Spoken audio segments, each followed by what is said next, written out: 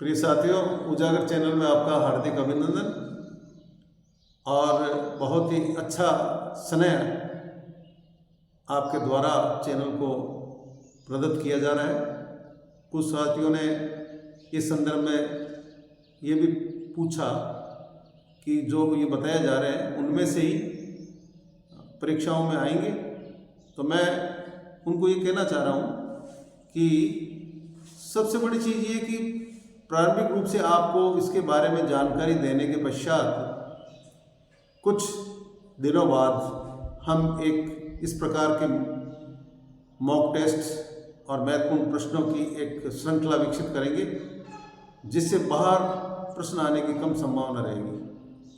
ये विशेष आपको धैर्य रखने की बात है, क्योंकि दिसंबर तक अपने पास समय और एक बार अपन इस कंटेंट को, विषय वस्तु को देख लेते हैं। उसके बाद में जो महत्वपूर्ण प्रश्न है उनको व्याख्या सहित आपके सम्मुख प्रस्तुत किया जाएगा, आपको प्रदत्त किया जाएगा, ताकि आप उसको सही ढंग से पढ़कर अच्छे अंक प्राप्त कर सकते हैं। दूसरी बात मैं आपसे कहना चाहूँगा कि ये भी बार बार इस संदर्भ में भी जो है पूछा जा रहा है कि विभिन्न प्रतियोगी परीक्षाओं में जो तर्क शक्ति परीक्षण से संबंधित प्रश्न पूछे जाते हैं, उसके बारे में भी आप प्रतिदिन हमें अवगत कराएं।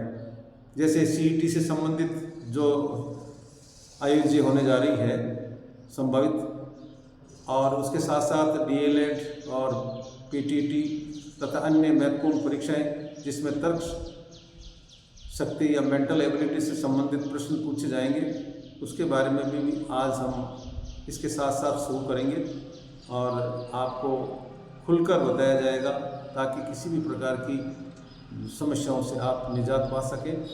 तो सर्वप्रथम जो कल का भाग जो शेष है उसको हम आगे बढ़ा रहे हैं। पशुओं में कृत्रिम गर्भाधान की विधियाँ। अब जो विभिन्न पशु है उनमें जो कृत्रिम गर्भाधान की विधियाँ हैं वो कौन कौन सी है, किस नाम से जानी जाती है, परीक्षा में जो बहुविकल्प प्रश्न है उसमें पूछा जा सकता है। तो सबसे पहले हम लेते हैं गाय भैंस। इस विधि को हम बोलते हैं रेक्टोवेजाइनल विधि। इसको बोलते हैं रेक्टोवेजाइनल विधि। गाय में कृत्रिम गर्भाधान के समय वीर्य को मिड सर्विक्स में छोड़ा जाता है। सर्विक्स का मतलब है जो गर्भाशय उसका मुंह है। तो कहने का मतलब है कि जो रेक्टोवेजाइनल विधि है वो किसके लिए?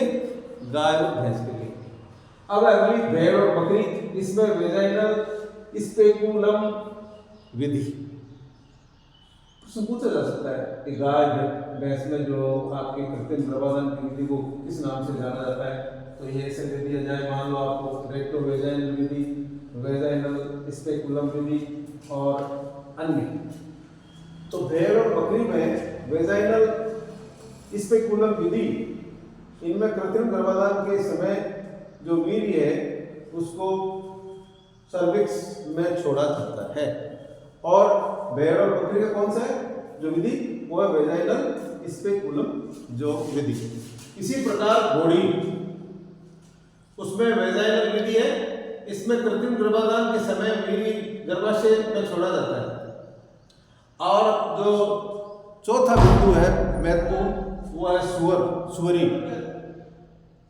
कॉर्क पिपेट विधि, इसमें कृत्रिम गर्भाधान के समय वीर्य को गर्भाशय में छोड़ा जाता है।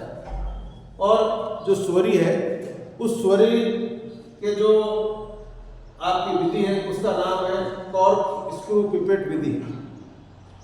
तो ये विधियां थी, उनमें से प्रश्न पूछा जा सकता है। लेकिन एक महत्वपूर्ण बिंदु आपको हम ये बता दें कि कुछ जो है 4 बिंदु ये है, उनमें से भी प्रश्न पूछा जा सकता है कि राजस्थान राज्य का प्रथम सीमेन का मतलब है आपका सीमन जो है वो वीर्य, उसका बैंक कौन सा है सीमन का?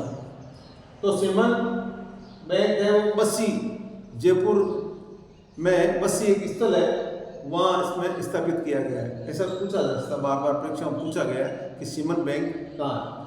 फिर भेड़ का प्रथम क्लोन किस नाम से और कहाँ? तो डोली स्कॉटलैंड, और वो भी 1996 में तैयार किया गया डोली ब्रेड। और गाय का प्रथम कलम जो आपके जापान में कागा, और भारत में जो गाय है उसका प्रथम कॉलोन गंगा नाम से विकसित किया गया। धन्यवाद।